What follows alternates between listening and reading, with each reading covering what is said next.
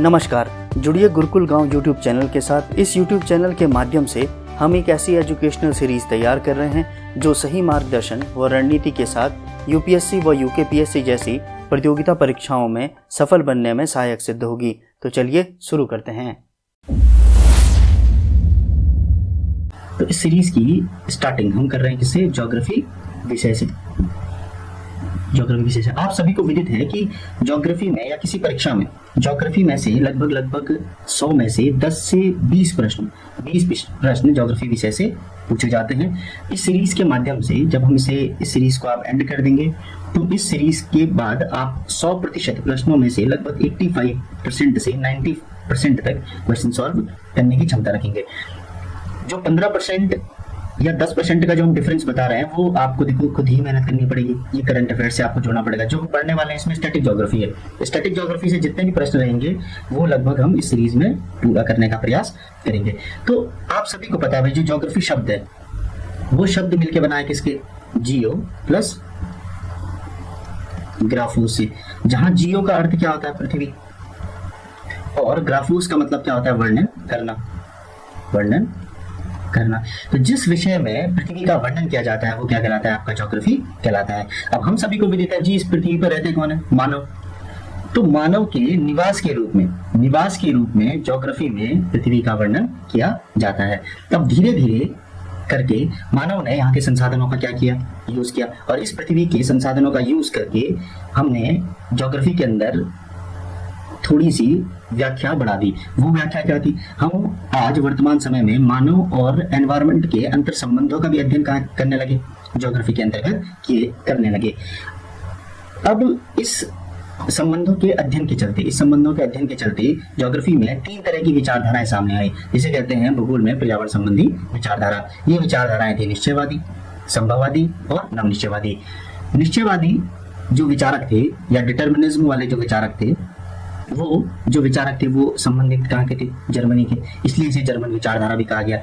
Germany और फ्रांसीसी एक दूसरे के लगभग विपरीत रहे हैं। तो संभववादी जो विचारक रहे वो कहाँ के रहे? आपके फ्रांसीसी के। तो फ्रांसीसी विचारधारा कौन सी थी? आपकी पॉसिबिलिज्म। और निश्चयवादी विचारधारा कहाँ की थी? आपकी जर्मनी से संबंधित थी। तो अभी हम बात कर रहे हैं निश्चयवादी विचारधारा की। निश्चयवादी विचारकों का मानना था कि जो एनवायरमेंट है वो मानवीय विकास में महत्वपूर्ण भूमिका निभाता है, और जैसा जैसा एनवायरमेंट कहेगा वैसा ह्यूमन बीइंग को करना पड़ेगा। तो इनका मानना था कि एनवायरमेंट ने मानवीय विकास में महत्वपूर्ण भूमिका निभाई है। मानव के जीवन यापन के जितने भी ढंग हैं वो किसने निर्धारित किए हैं? एनवायरमेंट ने, प्रकृति ने निर्धारित किए हैं। मतलब मानव का विकास उसके वातावरण द्वारा होता है। ये किसने कहा? आपका निश्चयवादी विचारकों का मानना। निश्चय का मतलब है देखो भाग्य है ना, भाग्य ने जो कह दिया वैसा ही करना है। ठीक। तो इसके जो प्रमुख विचारक रहे हैं, एक थे आपके कौन? रेटजेल। इन्हें ही फादर ऑफ ह्यूमन ज्योग्राफी कहते हैं। फादर ऑफ ह्यूमन ज्योग्राफी कौन है? आपके रेटजेल है जी। इनकी एक फेमस बुक है, याद रखिएगा, एंथ्रोपोजियोग्राफी। और फादर ऑफ ज्योग्राफी किसे कहते हैं? आपका रेटजेल को कहते हैं। रेटजेल ने मानना था कि जो मानव का जीवन यापन करने का ढंग है, जैसे हमने बोला उसके वस्त्र, उसका भोजन, उसके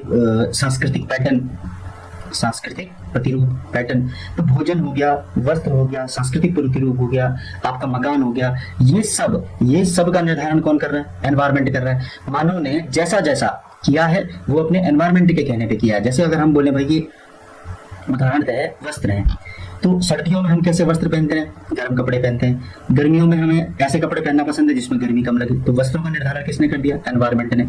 एकदम से बारिश आ गई जी, हमें क्या करना पड़ रहा? छाता लेके जाना पड़ रहा बाहर, है ना, बारिश में।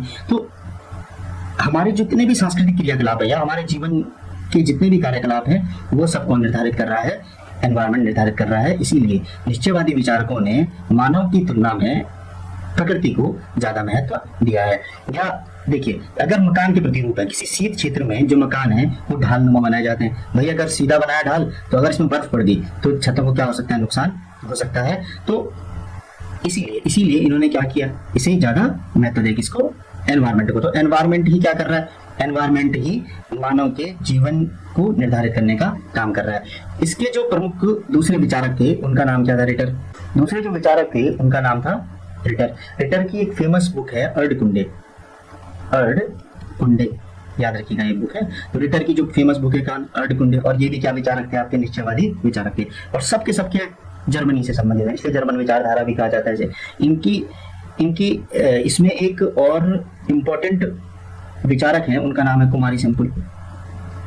ठीक है, कुमारी सेम्पुल। तो सेम्पुल का मानना था कि प्रकृति ने मानव के कान में कह दिया है सारी समस्याएं, और उन समस्याओं का हल भी किसे बता दिया, मानव को बता दिया है, और मानव किस ढंग से अपना विकास करे वो क्या करे, प्रकृति से पूछकर करे। तो ये भी कौन है आपके निश्चयवादी विचारक है। नेक्स्ट जो आपकी विचारक हैं, नेक्स्ट जो विचारधारा है वो विचारधारा कौन सी आपकी, संभववादी विचारधारा। और अभी हमने डिस्कस किया जो संभववादी लोग थे, जो संभववादी लोग थे वो कहाँ के थे, आपके फ्रांसीसी।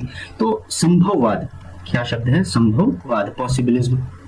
संभववाद जो शब्द दिया था वो दिया था आपका लुसियन फ्रेबे ने, लुसियन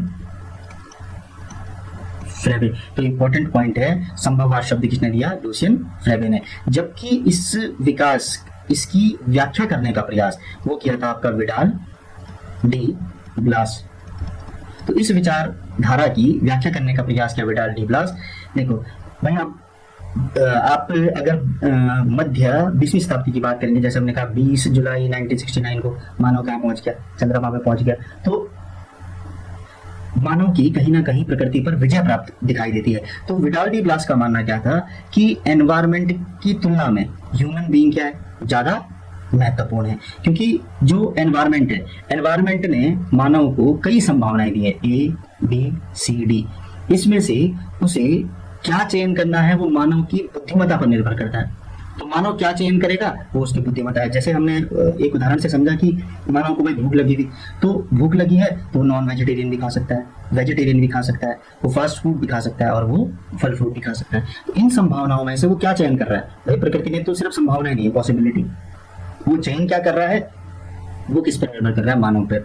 तो मानव को क्या दिया गया, ज्यादा महत्व दिया गया, किसकी तुलना में, एनवायरमेंट की तुलना में, किसने, पॉसिबिलिटी या पॉसिबिलिज्म में, संभववाद में। तो ये शब्द किसने दिया था, लुसियन फ्रेबे ने। जबकि व्याख्या करने का प्रयास किसने किया था, विडाल डी ब्लास। अब देखो ऐसा तो होता नहीं कि एनवायरमेंट ऊपर है या मानव ऊपर है, या मानव को ज्यादा महत्व दिया जाए या एनवायरमेंट को ज्यादा महत्व दी जाए। इन प्रश्नों की व्याख्या सफलतापूर्वक जिस सिद्धांत ने की है वो है आपका नवनिश्चयवादी सिद्धांत। तो नवनिश्चयवादी जो सिद्धांत है, न्यू डिटर्मिनिज्म जो है, ये वर्तमान में आपका सर्वमान्य विचारधारा है।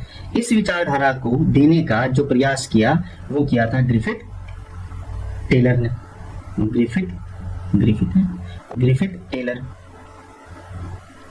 ये थे ऑस्ट्रेलियन, लेकिन अपने विचार कहाँ दिए, आपका विचार दिए अमेरिका में। ठीक है, तो अमेरिकन विचारधारा भी इसे कहा जाता है। तो ग्रिफिथ टेलर का मानना क्या था कि भाई जो मानव है ये मानना सत्य है कि मानव को प्रकृति ने संभावनाएं दी हैं, क्या दी है, संभावनाएं दी हैं, लेकिन इसमें से अनुकूलतम का चयन करना मानव की बुद्धिमत्ता पर निर्भर करता है, तो मानव को क्या करना पड़ेगा, अनुकूलतम का चयन करने के लिए बुद्धिमत्ता का प्रयोग करना पड़ेगा। अब इसका मतलब क्या, अनुकूलतम का तात्पर्य क्या है कि उसे क्या देगा, मानव देखो आर्थिक प्राणी, पैसा ज्यादा देखेगा या हानि कम से कम देखेगा, तो जहां जिस भी चीज पर उसे लाभ ज्यादा और हानि कम होगी वो क्या होगा, वो संभावनाएं उसके लिए क्या होगी, सबसे ज्यादा अनुकूल होगी। अब लाभ कैसे देखा जाए, जैसे हमने कहा भाई कोई नदी बह रही और इस पे मानव ने क्या कर दिया, कोई डैम बना दिया। ठीक, अब डैम बनाया तो ये पानी क्या कर दिया, यहाँ रोक दिया, तो यहाँ के लोगों का पुनर्वास भी करना पड़ेगा, यहाँ पारिस्थितिक रूप से, पर्यावरणीय रूप से कुछ ना कुछ नुकसान भी हुआ होगा। तो ये सारे नुकसान अगर हमने कहा 1000 करोड़ के हुए हैं जी, ये सारे नुकसान इस प्रोजेक्ट को बनाने में 1000 करोड़ के हैं, और फायदा इस प्रोजेक्ट से सिर्फ 800 करोड़ का हो रहा है, तो इस प्रोजेक्ट को बनाने का कोई भी फायदा नहीं है। तो मानव हमेशा प्रकृति द्वारा प्रदत्त जो संभावनाएं हैं उसमें से अनुकूलतम का चयन करता है। इसका मतलब यहाँ पर एनवायरमेंट और ह्यूमन बीइंग दोनों को बराबर क्या दिया गया, महत्व दिया गया, और यही क्या है, आज सर्वमान्य विचारधारा है। अब इस विचारधारा को स्टॉप एंड गो विचारधारा भी कहते हैं, रुको और जाओ नियतिवाद भी कहते हैं। ऐसा इसीलिए ग्रिफिथ टेलर ने प्रकृति की तुलना एक ट्रैफिक पुलिस से की। जो ट्रैफिक पुलिस रास्ते में या चौराहे में खड़े चौराहे में खड़े रहता है और वो मानव को रोकता है कुछ देर के लिए। ठीक है, अब इस ए के पास तीन रास्ते बच गए, 1, 2 और 3। ये 3 रास्ते हैं ए के पास जाने के। अब प्रकृति ने थोड़ी देर तक रोक के रखा और अब ये बुद्धिमानी या बेवकूफी में से क्या चुनता है, वो किस पे निर्भर करता है, इसकी बौद्धिक क्षमता पर निर्भर करता है कि वो किस दिशा में जाएगा, इस ओर जाए, इस ओर जाए या वो सीधा चला जाए। तो प्रकृति ट्रैफिक पुलिस की भूमिका में रहती है जो मानव को कुछ देर तक रोक के रखती है लेकिन उसकी दिशा का निर्धारण नहीं करती। इसका मतलब मनुष्य पर निर्भर करता है कि वो बुद्धिमानी और बेवकूफी में से क्या चयनित करता है। तो ये क्या है आपका, कौन सी विचारधारा है, न्यू डिटर्मिनिज्म विचारधारा है। इससे आप आज वर्तमान में भी इस करंट अफेयर्स में कभी आपको ध्यान रहेगा कि एनवायरमेंट में से हम ज्यादा ढंग से पढ़ेंगे, लेकिन आपने सस्टेनेबल डेवलपमेंट गोल पढ़ा होगा, है ना। एनवायरमेंट जब बहुत नुकसान एनवायरमेंट को हो रहा है तो इन दोनों को समतुल्य बनाने के लिए, बराबर बनाने के लिए, या जितना मानव संसाधनों का यूज कर रहा है उतना ही एनवायरमेंट उस चीज को बैलेंस बनाए, संतुलित करे। इसके लिए पूरे विश्व ने सस्टेनेबल डेवलपमेंट गोल बनाए हैं जिसमें क्या है 17 लक्ष्य हैं और इस टारगेट को 2030 तक क्या करना है, पूरे विश्व ने पूरा करना है। ये वैश्विक चुनौतियों से संबंधित लक्ष्य हैं, जैसे असमानता हो गई, गरीबी हो गई, असमानता, गरीबी, आपका जलवायु परिवर्तन, क्लाइमेट चेंज, इन जैसे 17 लक्ष्यों पर क्या करना है, प्रयास करना है, किसको, पूरे विश्व को। जैसे आपने सुना होगा मुख्यमंत्री सौर योजना कहीं ना कहीं इससे संबंधित है ना। कार्बन